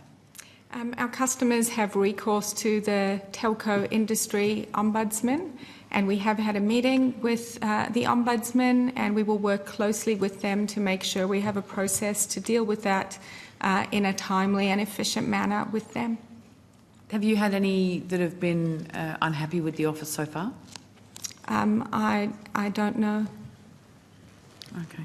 And thanks, Senator Grogan. And just to clarify, you've said there's been claims of up to $430,000 so far, claims for compensation or complaints, requests for compensation. I just want to clarify that figure. Yes, that's what I've been given by my team, and whether they're discussions, claims, complaints, I can't be more specific, I'm afraid. But you don't like the word compensation? Chair, the only reason is because I do think that there's an important conversation to be had across government and industry about contingent loss, because of the far-reaching implications that will have for all essential service providers, for all telcos, for all utilities, for all government services. And I think that conversation is important because it will impact all of those organisations and the cost of those services moving forward. And so we would really welcome being a part of that conversation, but we don't see it as our place to unilaterally lead that. I just want to go, I'm going to go to Senator Cadell, but I just have one follow-up to a question I was asking earlier, and that was in relation to your own and your team's backup SIMs. Who's the provider for your backup SIMs? Well, I now have all three. I used to have Vodafone, but I have Telstra now too. I have a backup SIM from Vodafone. Okay. And I think it's varied. We do vary it. We don't specify across the company. So for obvious if reasons. Optus goes down, you get to use Telstra or Vodafone? Yeah, but you've got to pay for it. But you, Yes. Yes. It'd be good if the public could just easily swap, couldn't it? Domestic roaming. As Senator Cadell. Kelly, you earlier stated that you had Bell Networks do a review of architecture 18 to 2 years ago. We've heard from Lambo that Nokia are a big part, massive contractor in your network. Who owns Bell Networks? But I can answer that, Kelly. Yeah. So Bell Labs are part of Nokia globally. Yeah, correct. So they're marking their own homework. You're getting Bell Labs to mark their own network infrastructure, their own services to you. So I can clarify, Nokia is one of our providers.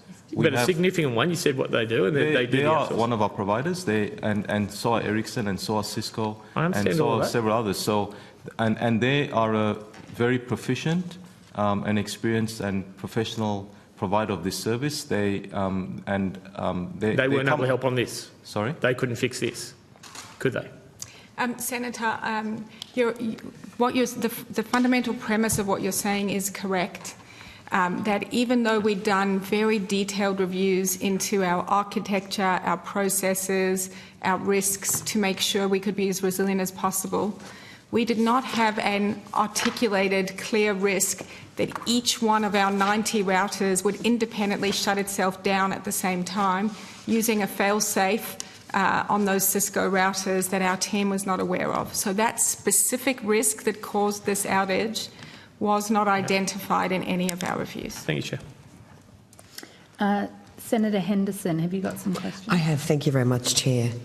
Ms Bayer Rosmarin, this morning there's been a media report that you intend to resign as CEO. Is it your intention to resign? Senator, I'm sure you can appreciate my entire focus has been on restoring the outage issue. Could I just ask you to answer that question? And it has not been a time to be thinking about myself. Could you address that question? Are you intending to resign? I thought I answered the question. My focus is on the team, the customers, the community. My focus is not on myself.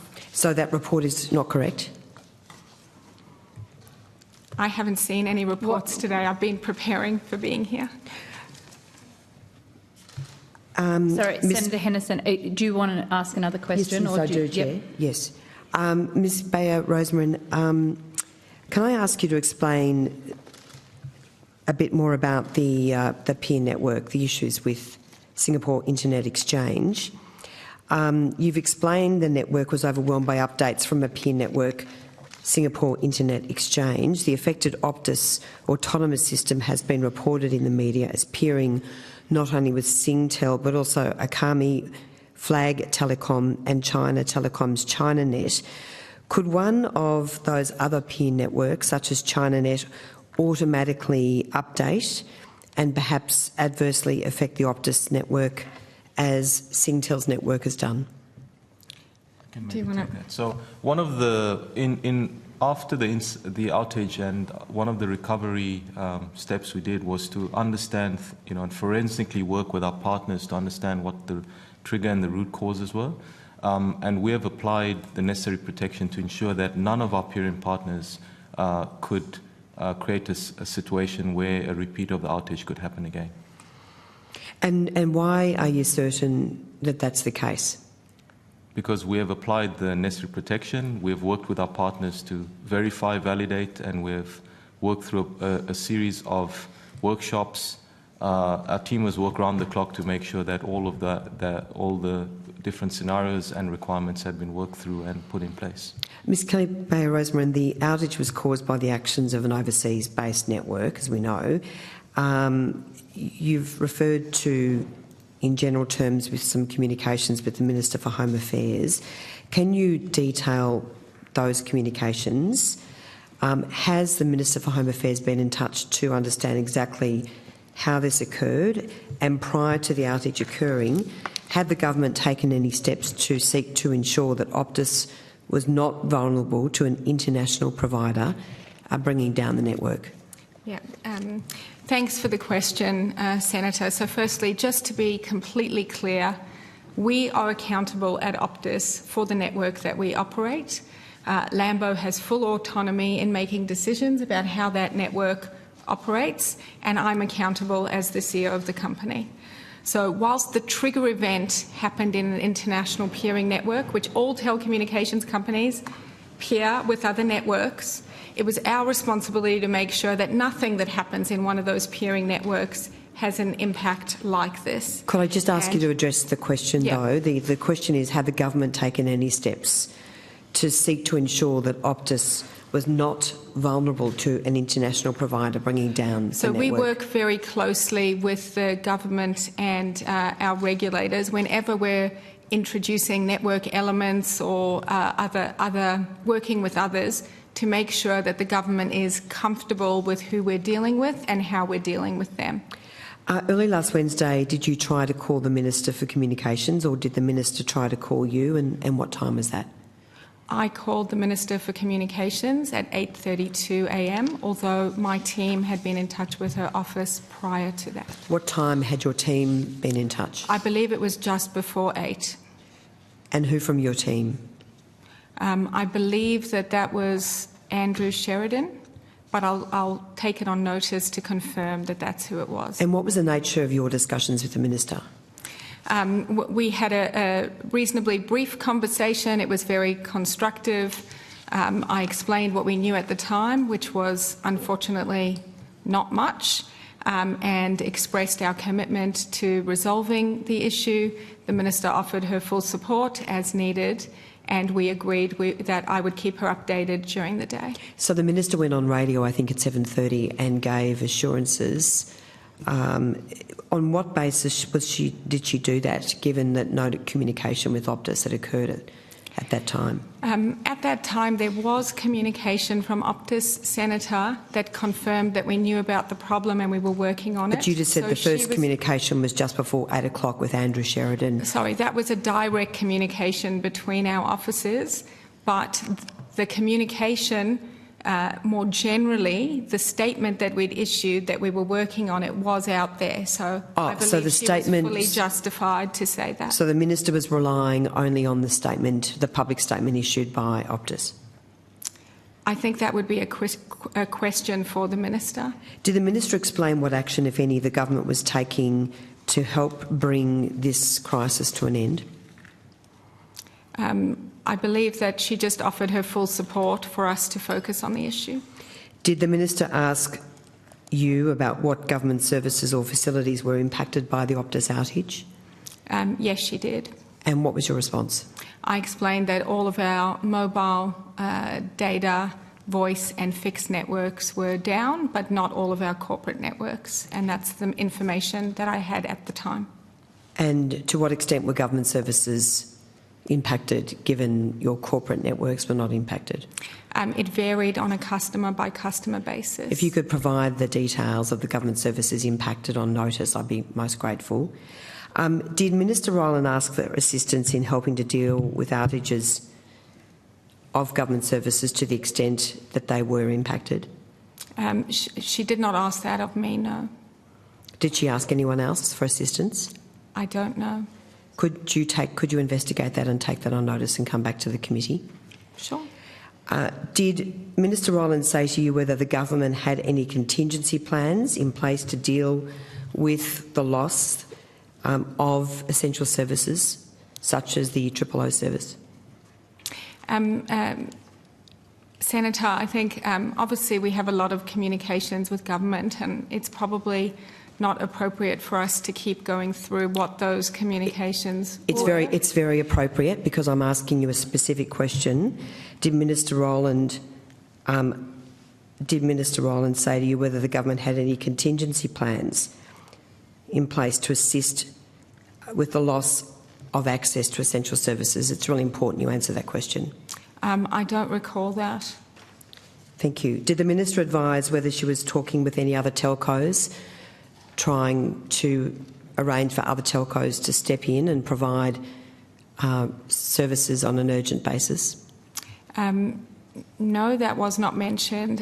But, Senator, that was something we also discussed in our first crisis meeting, whether there's even the ability to have customers go on another network on scale like that, and it's not a capability that exists. So what did the government do to actually help restore services, if anything? Keeping the Optus network up and running is Optus's full accountability. Are you aware of any substantive action taken by the Minister for Communications with respect to how the government assisted Optus with the outage or to solve the outage? The government did announce an immediate inquiry into what had happened, and that inquiry is broad and will cover other telecommunications networks as well, and we think that's very constructive and helpful and intend to cooperate with that fully. Thank you. Thank you very much. Thanks, Chair. No further questions. Thank you.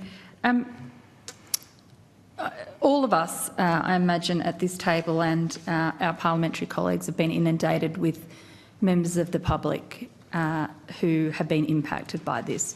Over 10 million customers. We've covered the serious elements of people not being able to access 000, and that is very serious. We know that there is individuals who have lost income because they weren't able to do their job throughout the day or have their own customers pay for services. I've had members of the public reach out and say that they weren't able to be in communication with family in the middle of brain cancer surgery, that people weren't able to access childcare services because childcare centres wouldn't take people's children if there was no way of contacting them. Trains went out. School, my own daughter's school wasn't able to be contacted via the telephone because they use the Optus network. And do you really think that $1.60 is enough compensation Chair, for all of this? We completely agree with you. We understand how essential our services are to our customers, and we are very sorry for the outage, and we know that there is nothing we can do or say that gives people back the time that they lost and some of the things that occurred on that day. And that's why we tried to do something meaningful for our customers. We agree with you that just refunding people for the day between $1 and $2 was not going to cut it, and that's why we went further to offer those data offers to our customers. Have you been surprised at the frustration that your customers have expressed at that data offer? And I haven't heard anyone who said, "Oh, great, thanks, Optus." So, Chair, we have a lot of customers, and I have heard a wide range of responses. There are customers who have written to me to say thank you for the extra data. So there are a wide range of responses, but we do completely understand the frustration, and it's in everybody's interest that we keep the networks up and running, and we are doing what we can to show our customers that we care, that we apologise, that we appreciate their patience and their loyalty. The thing they want most from us is for this to not happen again and for us to keep the networks up and running. And what guarantees will you give today that this won't happen again? What have you done to make sure it won't happen again? I'm going to hand to my colleague Lambo to talk about the steps that we've taken.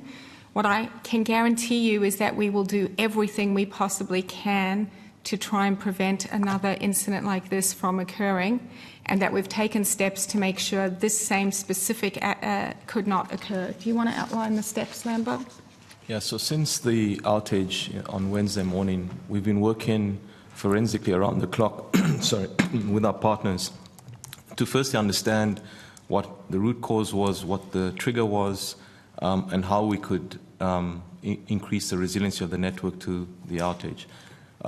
We've implemented 4 key changes on the network. So the first one we've done is make some changes on our international gateway routers that connect to our peering partners to ensure that the routes don't propagate the same way they did on that morning. The second change we've made is increase the connectivity and the resilience between our enterprise and business network and the consumer network that went down on that morning. We've also improved the availability of what we call the management network, which is redundant, but we've increased the protection on that so it doesn't get impacted the same way it did when the outage occurs. And then finally, we implemented a network-wide change freeze to ensure that we don't have any other impact on the network during this period so that we have stability. And what about an overhaul of your PR team and your crisis response management?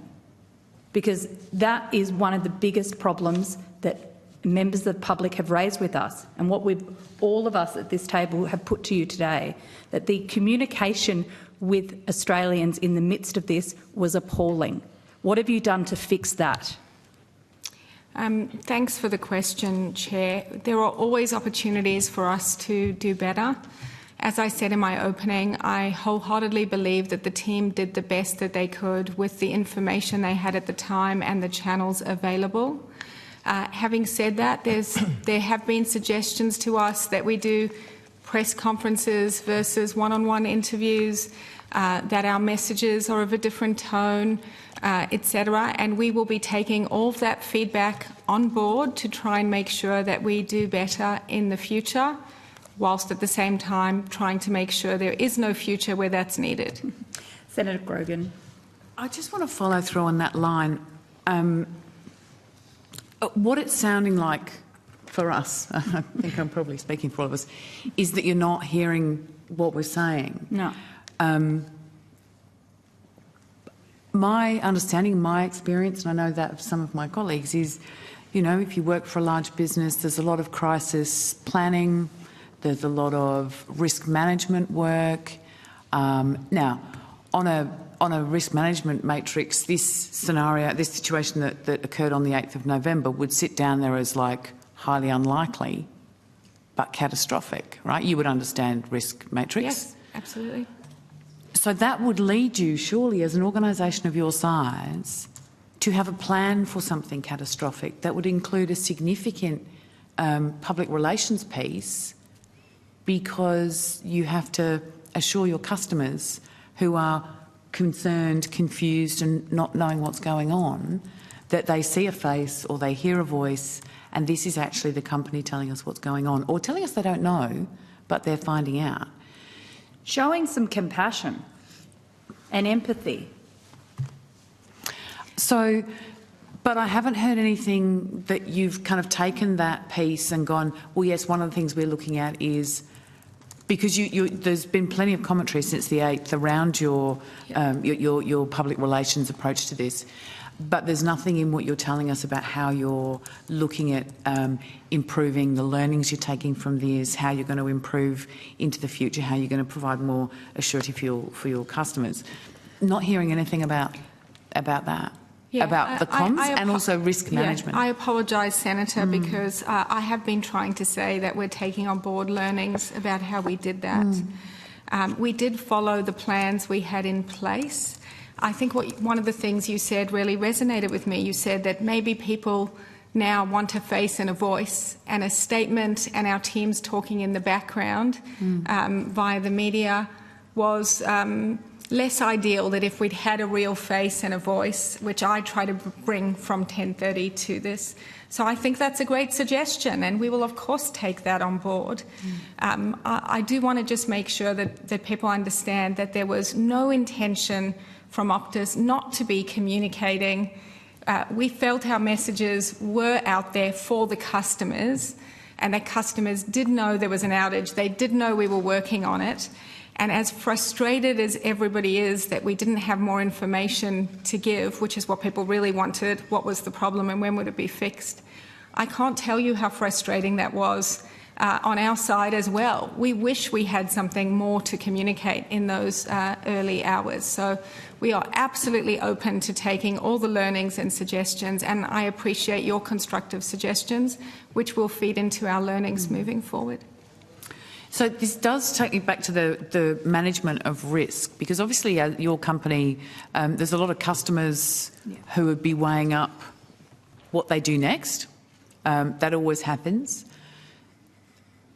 That surely is part of your risk management piece in terms of, from a hard sort of business end, not losing customers, right? And that all the way down to the kind of services you provide to government, to train networks, hospitals, etc., etc. Your risk management framework, your risk management plans and approach is probably the piece that I'm most concerned about in terms of how are you gaming this, how are you brainstorming this, how are you sort of plotting out how do we make sure that we are the most robust we can be in the face of an incident occurring that we have not predicted? Thank you so much for that question, because we do have a very robust risk management framework, and that framework does allow us to look at different scenarios, their impacts, and how we plan to avoid those. And that is quite extensive across a range of risks, as you would imagine, and something that we practice and evaluate regularly.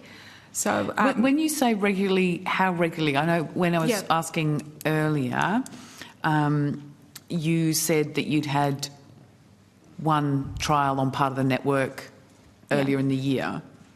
So what's the sort of frequency? Each area does their own testing frequently, or at their own frequency, and as a company we update that risk process at least annually. And we have an executive risk committee that meets at least quarterly to go through everything that we need to do and all risks that are arising. So we have a very robust process there. But I also want to go to the heart of your question, which is that we also have a very real lived experience as a company because of the cyber attack as to the implications when an unexpected risk occurs. And the team has worked incredibly hard to regain trust from our customers since that. In the last 14 months, we've put ourselves back in a position of gaining market share in our core mobile product line. We have lifted our customer satisfaction back to the levels before that occurred. We have actually achieved our lowest telco industry ombudsman complaints ever in the company's history last month. So we, as a company, completely understand the implications that come from one of those risks eventuating, and we've put in the hard work to recover from that once before. So there is nobody in the company who would have wanted something like this to happen again, not just because we have risk management processes and strategies to go through, but because we have a lived experience of it as well. Senator Henderson. Thank you very much, Chair. I just wanted to ask you about Minister O'Neill. Did Minister O'Neill or anyone from her office contact you or anyone in Optus regarding fears that this could have been a cyber attack or a cyber threat? I contacted the Minister during the morning and made sure she knew our teams were in contact. So her office and ours were in contact during the day. And what time was that? I'll have to check the exact time. I believe it was around 9:30 that I personally spoke to her, but again, we can get back to you on exactly what time our office was in contact. Were you able to advise the nature of the outage at that point in time? No. As I've mentioned, Senator, it took us until after the network was restored to be able to describe the cause of the outage. I know, I appreciate that, but in terms of ruling out a cyber attack, what advice did you give the Minister? We only were able to rule out a cyber attack at 10:20, and at that point, about 15 minutes later, I went on the radio and made that announcement publicly.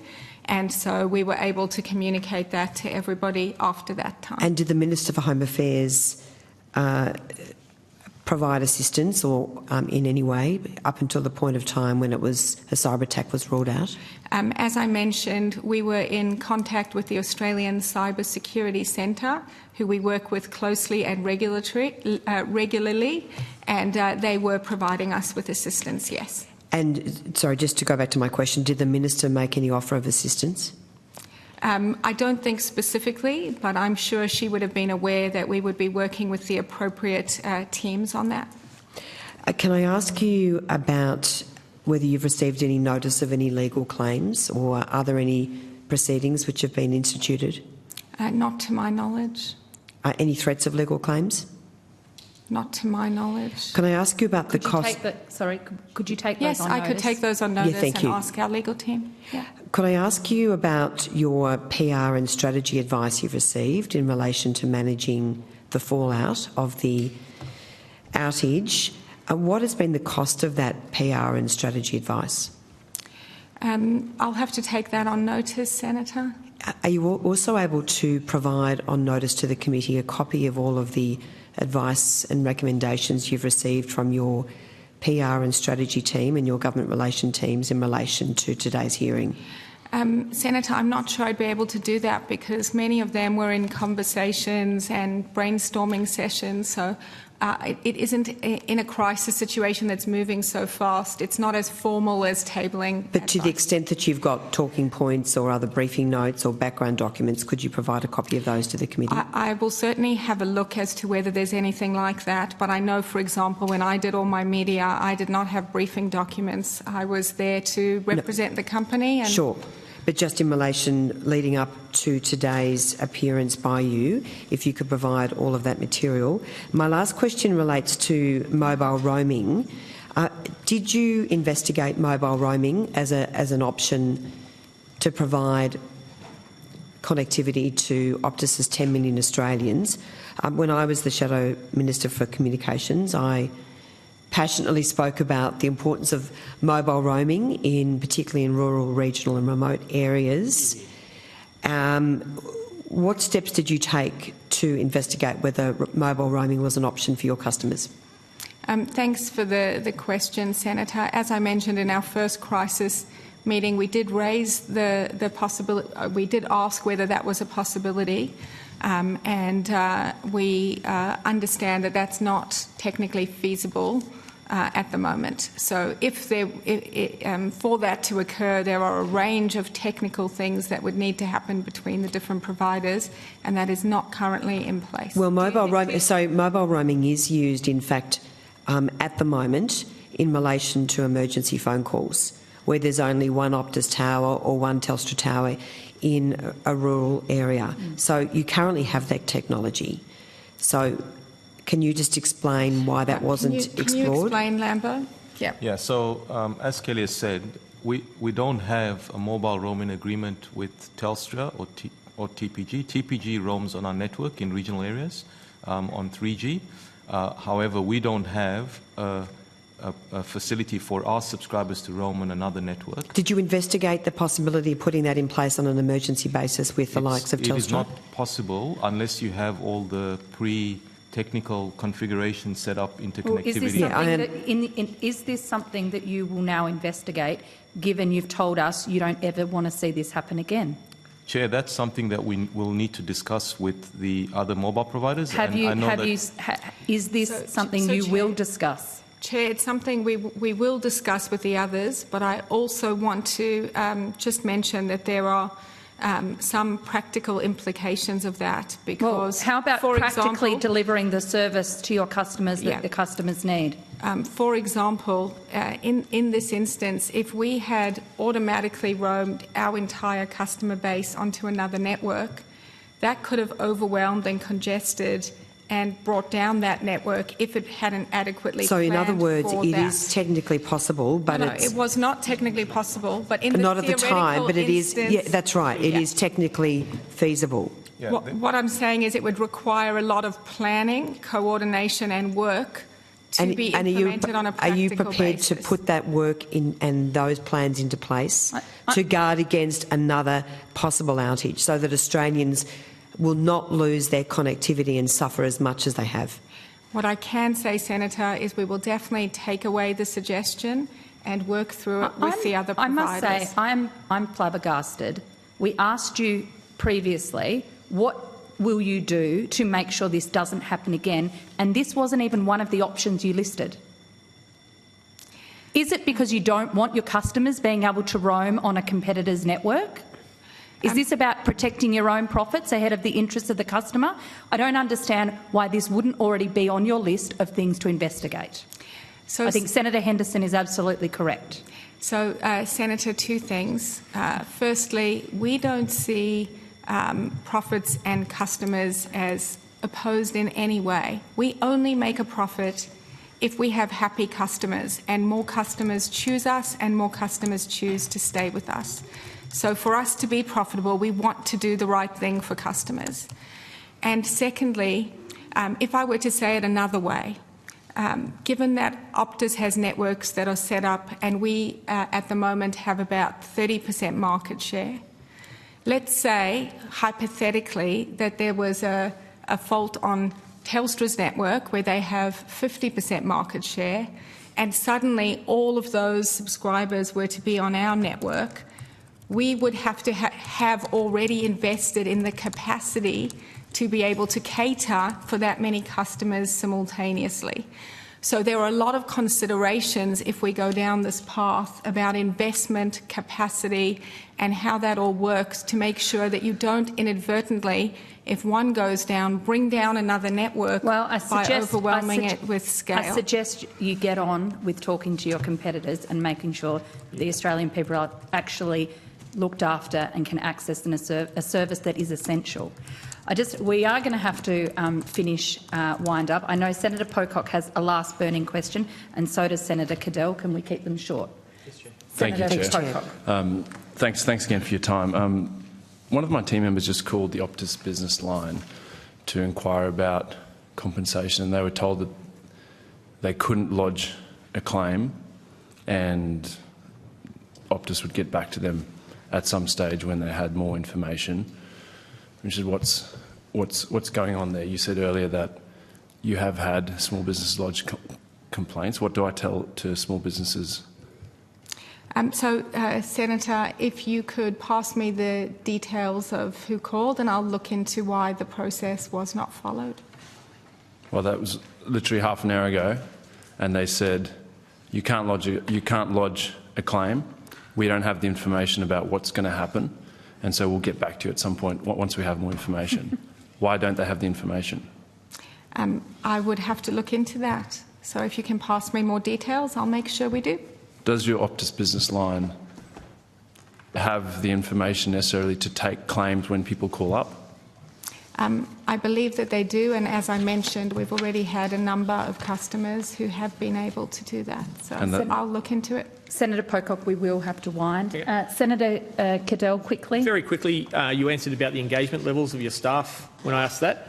Since then, I've been emailed by a number of your staff. One of them says, I just note that engagement surveys we did in the last couple of years had nothing about attitude or outsourcing and in keeping intellectual property in-house. They are pretty much about Optus values. There's some things about staff development, nothing about workload, how skilled the people you are. So in telling about high engagement, the score is very much delivering you. Given you didn't know the weakness in the network, given you haven't responded to the customers well, given you haven't reflected your staff's attitude, isn't it time for new leadership at Optus? Well, thank you, Senator. I will take that on board. Thank you. Thank you.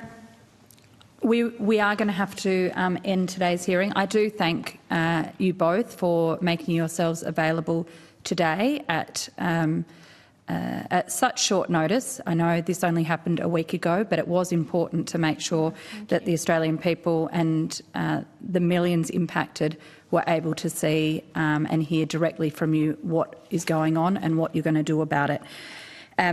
That concludes today's proceedings. We obviously will be continuing our inquiries with other stakeholders. There's questions we've asked you on notice, and we look forward to receiving them. We've set down Friday the 24th of November as the response date for those questions. Thank you both. Thanks to the Secretariat and to Hansard and my fellow senators on the committee. We close. Thank you. Thank you so much for the opportunity to be here. Thank you.